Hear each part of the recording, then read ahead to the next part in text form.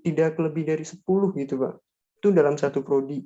Bahkan terkesan ada istilahnya mau bangkrut atau apa namanya? Atau bubar gitu Pak.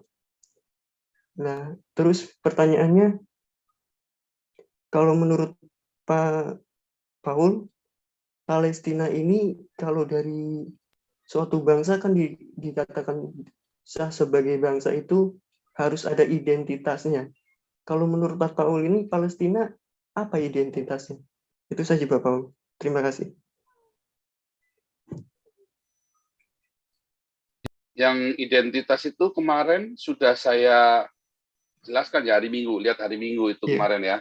Betapa lihat yang sejarah Filistin dengan Palestina. Kalau Palestina identitasnya apa ya nggak ada. Itu karena bercampuran bangsa dadakan gitu ya, itu. Iya, itu bangsa dadakan itu.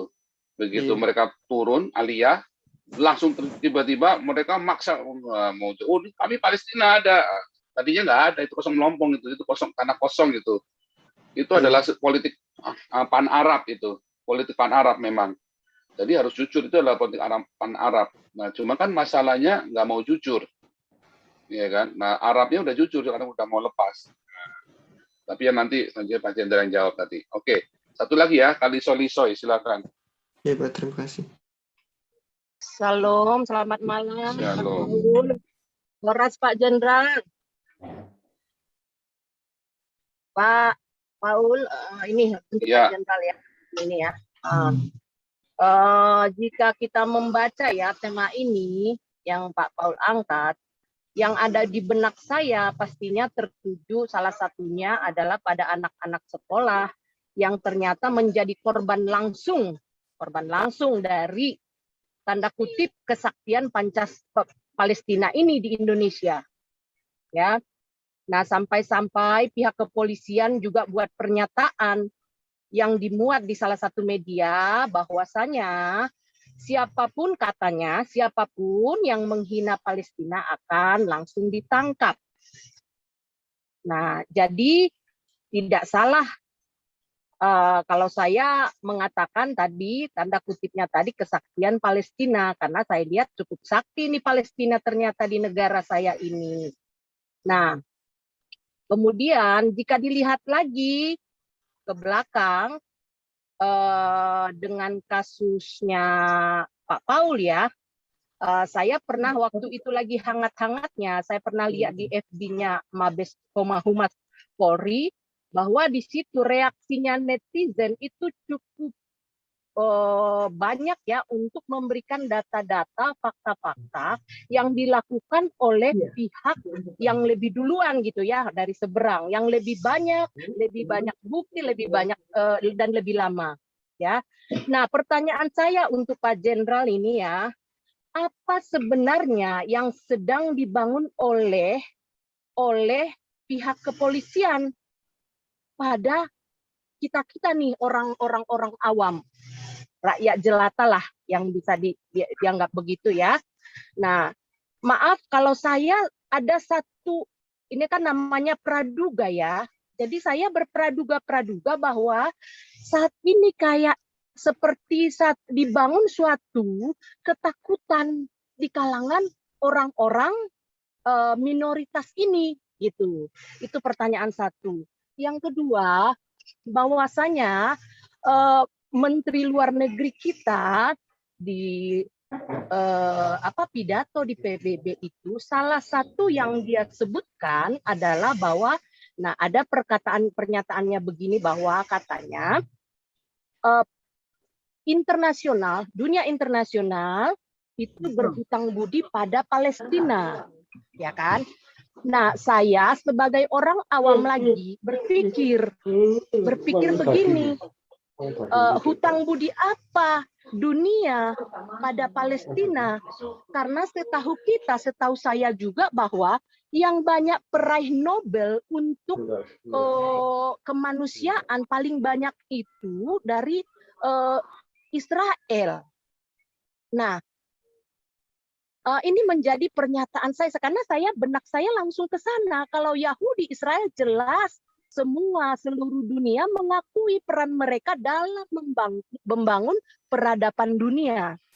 Nah, pertanyaan saya untuk Pak Jenderal, apakah yang tersirat atau adakah yang tersirat di balik pernyataan dunia internasional berhutang budi pada Palestina ini? Dan bagaimana reaksi dunia internasional dengan pernyataan Pak Menteri ini? Ya, Pak Menteri ini. Begitu aja. Thank you, Pak Paul. Oke, terima kasih Kak Lisoy, luar biasa. Ibu Menteri, bukan Pak Menteri. Ibu Menteri ini bakal menjadi Menteri Peranan Wanita, membela para wanita dari pengaruh para kadrun. Nah, di layar Anda ada ya rencana untuk bikin kaos. Ini modalnya 80.000 dari ininya ya. Itu vendornya dia dapat 20.000 teman kita sendiri ya. Jadi itu modalnya dia maksudnya ya. Nanti kita kasih keuntungan dia sedikit lantar.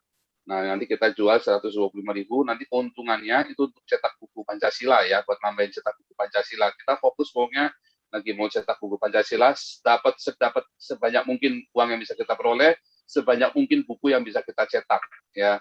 Nanti untuk menjawab tadi Pak SL tadi ya, setelah itu apa what next setelah buku Pancasila? Oh, itu nggak main-main itu.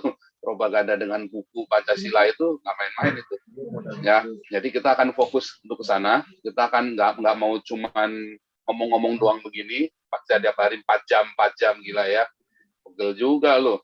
Tapi kita mau action. Nah, dimulai dengan buku karena media adalah satu cara yang paling efektif untuk mengajar orang dibanding dengan dengan pedang atau pistol ya. Media itu senjata yang lebih ampuh daripada pedang dan pistol ya. Oke. Kita lanjut Pak Jenderal, silakan. Tadi belum masuk Pak Jenderal ya. Oh, udah kan berkirim dulu. Sebentar, sudah kalau nggak salah. Coba cek. Sebentar. Sudah. Pak Paul. Ya. Boleh, iya. Siapa Gimana, tadi? Victor, Pak Jenderal mau kasih informasi ini. Apa teman-teman tidak melihat tadi itu ada dari salah satu mantan PKS itu ya, Anies Mata, ditayangkan di FIFA. Itu kalau Israel perlu dibubarkan seperti layaknya Uni Soviet. Baca beritanya nggak, Pak? Oh, baca. Anies Mata itu bukannya LGBT dia? Oh, dia dari PKS, iya. Sekarang. Oh, Anies Mata, iya yang istrinya orang bule itu ya. Porselen. Istrinya Porselen. Ya, yang istrinya dapat itu dari itu kan, dari Alexis itu ya. Gelora. Jadi dia bilang, okay. Partai Gelora.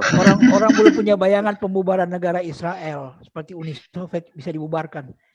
Seenak itu ngomongnya gitu kan. Artinya bilang dia mimpi aja. Iya, itu aja tambahannya, Pak. Oke, Pak. Ini sebentar, ini saya lagi ngecek, ini belum masuk nih Pak Jenderal ini. Sebentar ya. Oh iya nih baru masuk. Oke Pak Jenderal. Ini tapi ini mesti saya proses dulu ini. Oke, nggak apa-apa. Saya bisa ngomong dulu sambil itu nanti. Oh oke lanjut Pak Jenderal. Oke lah. Panjangan juga ini. Ya udah banyak sekali pertanyaan. Kayak profesor aja saya ini menjawab semua pertanyaan. Wah, iya dong. Nanti berikutnya saya belum itu nanti. Ini kan ini Pak Jenderal ini sedang ujian ini mau dijadikan profesor honoris clausa yang menguji rakyat jelata yang geblek ini nih Pak Jenderal. Nggak perlu lah, itu mah hanya reputasi, nggak ada gunanya itu. Ya. Baik ya, sekarang dari Pak Sihol, ya katanya pendidikan yang bersifat swasta yang menggunakan kurikulum internasional, mereka juga menggunakan kurikulum nasional kok, ya. Mereka ada tes kok tentang Pancasila, ada. Jadi jangan bilang tidak ada. Kemudian ya, apa sih sebenarnya Pancasila ya oleh kepolisian? Lah sekarang begini aja lah. Tadi terjadi ini Bu Liso ya. Jadi saya jujur aja lah. Kita jujur aja lah, terbuka. Apakah tata ruang keamanan nasional keamanan negara Kesatuan Republik Indonesia sudah distrukturkan nggak? Dari pusat sampai ke tingkat RT. Jadi kalau ada kepolisian yang seperti itu, saya jadi tanda tanya. Besok kita buka lah. Kita bisa buka. Kita ini kan sudah saya katakan dari awal. Kita ini siapa kita? Kita pertama adalah warga negara kerajaan Tuhan. Kita kedua, kita warga negara Kesatuan Republik Indonesia. Kita ketiga adalah bagian apa? Persatuan bangsa-bangsa. Kecuali kita di luar persatuan bangsa-bangsa, boleh kita tidak menurut aturan mereka. Ingat ya, Indonesia hanya bisa mengirim pasukan perdamaian hanya untuk peacekeeping, bukan peace operation. Ingat ya, operasi perdamaian sama operasi penjaga perdamaian itu beda. Satu lagi, peace building.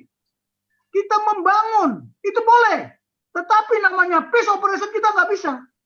Kenapa? Itu perang. Yang begini-begini, aturan PBB kita patuhi nggak? Nah, sekarang di PBB itu sudah mengeluarkan aturan. Ya, namanya apa? Security reform. Reformasi di bidang security. Besok kalau perlu saya tayangkan. Karena saya sekolah di Amerika, itu diajarkan. Ini loh konsep security ke depan. Bukan hanya polisi yang bertanggung jawab masalah keamanan. Nah itu memang betullah polisi bego luar biasa itu. Ya saya jujur aja, dia ngerti nggak? Coba tayangkan dulu lah. Tadi masalah Pancasila. Oke, saya tayangkan. Saya kirim dulu Pak Paul. Sudah, coba saya tayangkan sekarang. Iya, coba tayangkan dulu. Yang saya kasih Garudanya itu di gedung MPR. Oh, yang foto dulu ya? Iya, coba yang tayangkan. Foto dulu.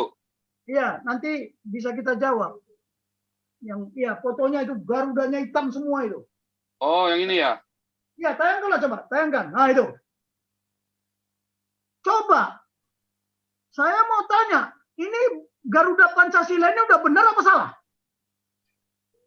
Di mana benarnya? Di mana salahnya? Nanti saya tunjukkan. Sekarang pertanyaannya, apakah lambang Garuda yang ada di gedung MPR dari Nusantara 1 sampai Nusantara 5 ini benar nggak?